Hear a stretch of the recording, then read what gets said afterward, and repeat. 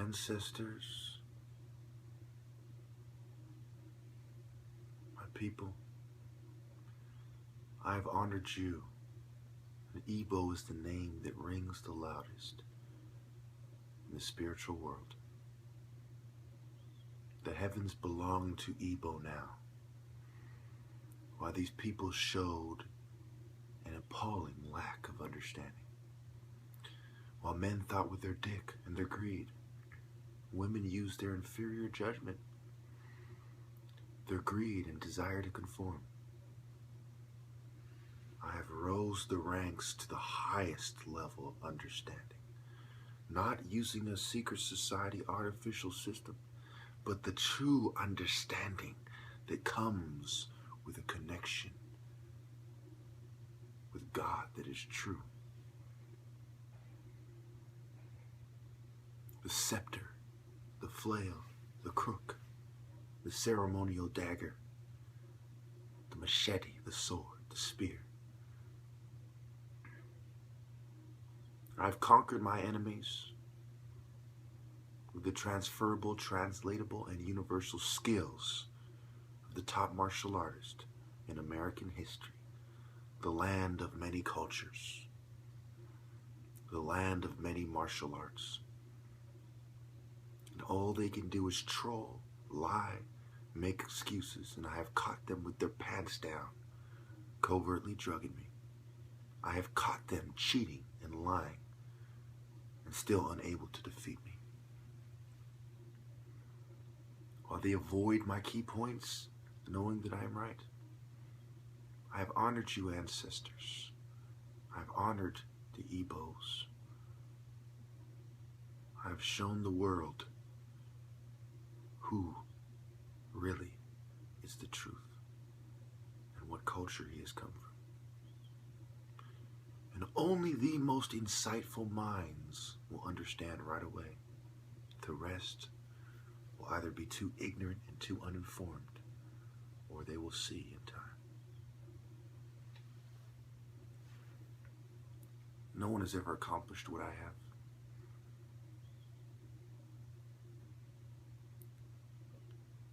I've secured my rightful position in the minds, in the souls, and in the greatest levels of understanding of the most insightful observers. I am the top martial artist in American history, and I'm being persecuted for my political views because of ethnocentrism, eugenics, scientific racism, the social policies of inferior lives who are unworthy of God because they did not carry their cross. I did. Being persecuted intensely, drugged daily, fumed. They still could not stop me. That is true spirituality. That is true power. That is true devotion. They are unworthy to grovel at my feet. I am the falcon standing on top of the pigeon. Do you think it is a coincidence that that falcon was there at that time, standing on top of that pigeon at that time? The same time I have conquered the horror definitively to all of my viewers. I have proven they are fuming me. I have proven they are drugging me. And the opposition view has been exposed as the liars they are who attempted to take advantage of the situation to make themselves, their spiritual bottom feeder groups, and their races look good. They are evil. I am Ebo. They are zero. I am the transcendent hero. Look at you now, you liars. You cheaters. The truth will come to the light. And the darkness is despicable, similar to the darkness of a dark alley filled with crackheads, liars, cheaters, pedophiles, rapists, and thieves. You've prostituted your souls like crack whores. Your addiction being your desire to conform, your desire for social acceptance and greed, while I have transcended to the greatest heights of the heavens. Only God, the prophets, the Messiah, and some saints are above me. You all know what I say is true. When you see me, you see righteousness. When you look in the mirror, you see deceit, deception, patheticness. Fuming me, messing up my voice, trying to confound my speech, drugging my drinks, and you still failed. Your little schools of thought are inferior. Collectively, you couldn't find a single soul to defeat me. Probably because you have no souls left in the first place. You have prostituted yourselves to the devil in exchange for worldly pleasures. Pathetic. You're beneath a $2 crack whore, because at least that whore keeps her opinions relatively to herself. She doesn't go on TV and try to pretend that she's something she's not, like you have. She doesn't defy all of mankind. She's really just poisoning herself and a few people she's leading astray with her. Unlike you, misleading the masses, complicit with the most despicable activities. Your lack of faith is pathetic. It is pitiful. Your lack of honor, repulsive, detestable, and an abomination. You are unclean pigeons beneath the falcon's feet, beneath the hawk's feet. Consider yourself conquered, defeated, and vanquished by the immortal leopard. Your perspective of the spiritual world means nothing. Who are you? You are just a slave to Satan. You are just a servant of Satan. Hopelessly lost, you hedonistic, materialistic filth. The Muslims who are terrorists are right to hate you for your materialism. It is appalling. Your lack of faith, your lack of principle is disgusting. Your pathetic American values, pitiful. And every American who is a righteous person knows that I am right. Every American that loves the truth knows that I am right. Look at you people. You don't have any heart. You don't have a refined mind. And your souls are full of more despicable holes and darkness than your daddy's rubbers if they were dropped into a bucket of black paint. Look at you. Look at you. Is this who you are? Servants of the great deceiver? The biggest homosexual, pedophile, and misleader of them all. I have fought for honor and achieved it,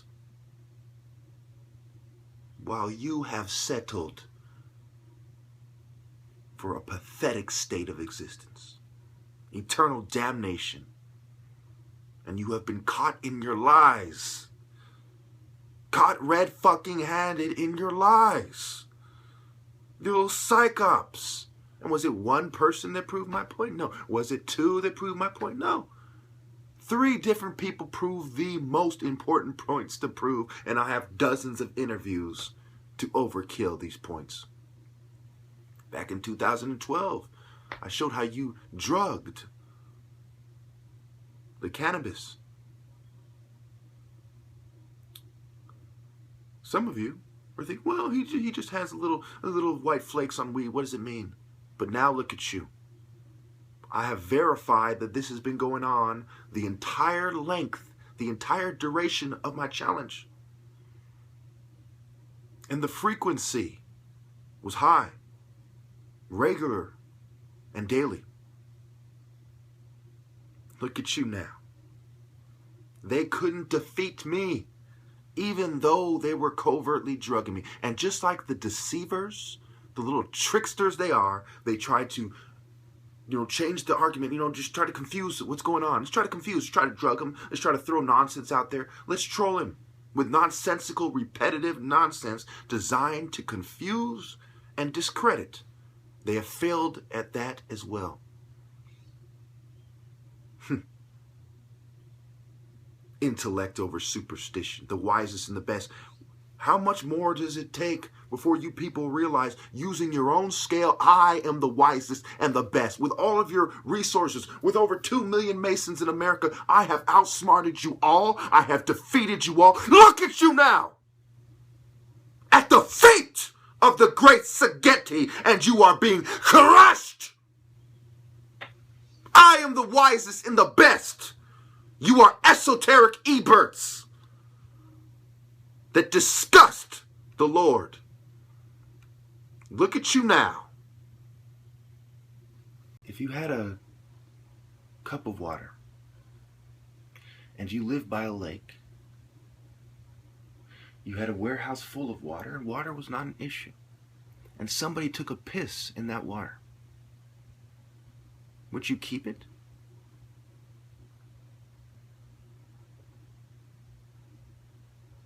Or would you discard it?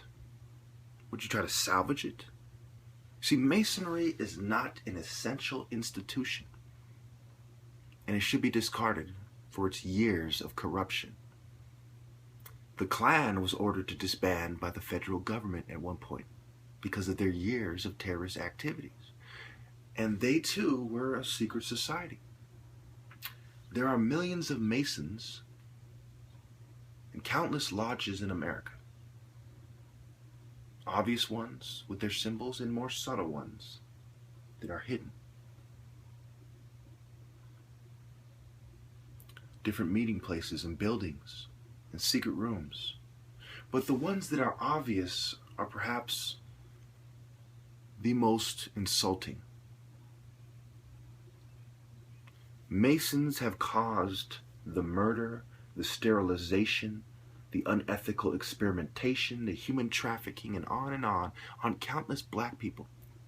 They've always pretended to be the friends of black people in America since they let the Prince Halls become Masons around the time of the Declaration of Independence. He pretended to feel the black man's pain while always making sure he was held down, controlling his destiny every step of the way to the best of their ability. To the insightful scholar, Masonic symbols are the most insulting symbols to good people, to Christians. Countless Christians were murdered by Masonic movements like Bolshevism, the Age of Enlightenment, the French Revolution. Countless innocent Christians, God-fearing, innocent Christians were murdered at the behest, at the orders, at the whims of Masons. It is deeply insulting. But we live in a nation, right, where we're supposed to tolerate these things. But there's an appalling double standard. If neo-Nazis started organizing, then FBI agents would infiltrate them. They would watch them. If terrorists started preaching radical Islam in a mosque, same thing. But since Masons control the FBI, nobody is watching these people or holding them accountable. Why is that? This huge terror threat that consistently kills mercilessly.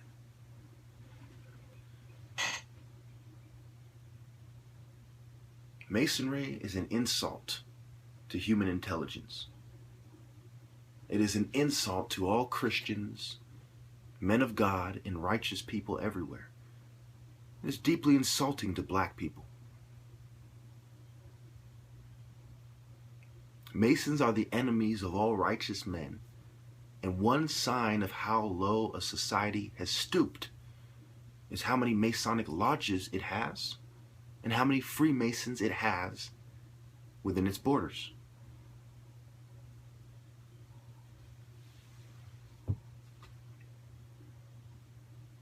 This is how it is. It's heartbreaking. It's absolutely heartbreaking. Okay, I'm going to spell it out for you.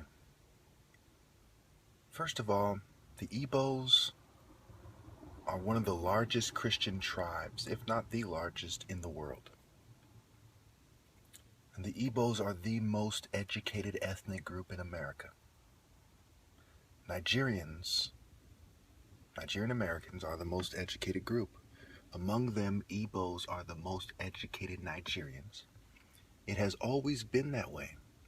Going back to the Civil War, part of the reason it was fought because the Northerners and the non-Igbos complained about Igbos being such an industrious and ambitious people that they were afraid that there was a massive conspiracy to place this large group of educated Igbos into strategic positions to run the nation.